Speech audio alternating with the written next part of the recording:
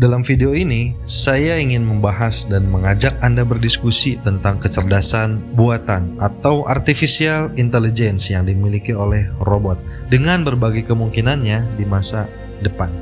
Akankah robot menguasai kehidupan manusia di masa depan?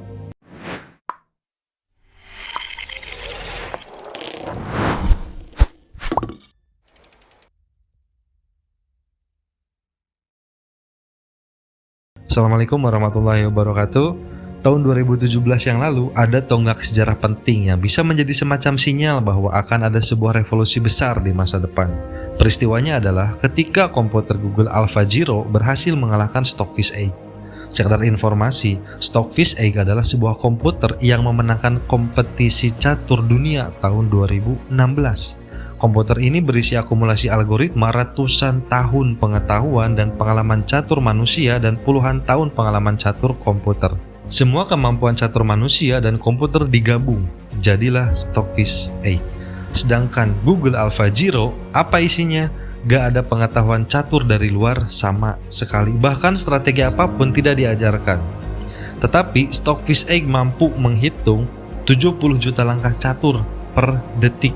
Sedangkan AlphaZero cuma 80.000 kalkulasi per detik, sangat jauh. Kelebihannya hanyalah Google AlphaZero berisi algoritma AI terbaru atau self-learning. Cara belajarnya adalah dengan mengalahkan dirinya sendiri. Dari 100 pertandingan, Google AlphaZero mengalahkan Stockfish Egg sebanyak 28 kali dan seri 72 kali. Google AlphaZero tidak pernah kalah. Dan yang lebih mencengangkan, Google AlphaZero hanya butuh 4 jam untuk bermain sendiri sebelum bertanding dengan Stockfish Egg. Artinya adalah, ia mampu berubah dari newbie menjadi maestro hanya dalam waktu 4 jam. Cerita ini saya dapat dari buku 20 Lessons of 20th Century, karya Yuval Noah Harari.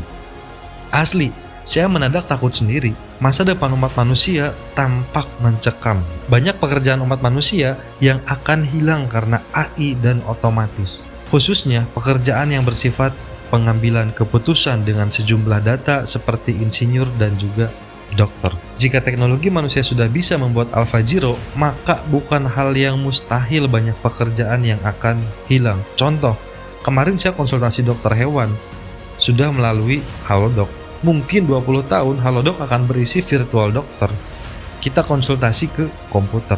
Pekerjaan marketing juga sudah mulai digantikan oleh teknologi seperti Google dan Facebook Ads seiring perilaku manusia dalam membeli yang berubah. Yang semula seorang marketing harus punya kemampuan meramal kondisi market, bayar persona, sekarang pemilik bisnis tinggal mengambil data dan bahkan bisa langsung diputuskan kepada siapa sebuah barang harus dijual. Pekerjaan direktur marketing mulai hilang dan terpecah, mulai content manager, brand manager, creative manager, hingga media placement manager. Lama-lama, ruang kerja manusia akan bergeser ke support system. Bagaimana AI ini bisa beroperasi dengan baik? Makin lama akan dituntut untuk semakin expert, di mana jumlahnya pasti nggak banyak. Lalu bencananya di mana? Di masa depan akan muncul kesenjangan ekonomi yang semakin tinggi, yang menurut saya grafiknya akan mengikuti hukum Moore eksponensial. Harari meramalkan akan muncul useless class, yakni kelompok orang yang berada di angkatan kerja namun mereka tidak lagi relevan terhadap peluang kerja yang ada. Mungkin dulu tukang beca bisa cepat belajar menjadi ojek ketika terjadi gelombang teknologi motor memasyarakat. Tapi bisakah mereka menjadi AI, programmer misalnya? Mungkin tidak.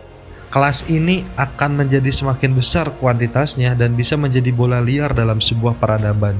Umat manusia akan dihadapkan pada isu sangat besar seperti pada bidang kesehatan, pendidikan, atau seperti yang sekarang sudah kita rasakan ini. Loh, terus kalau manusia nggak bekerja, siapa yang beli barangnya? Ini lebih ngeri.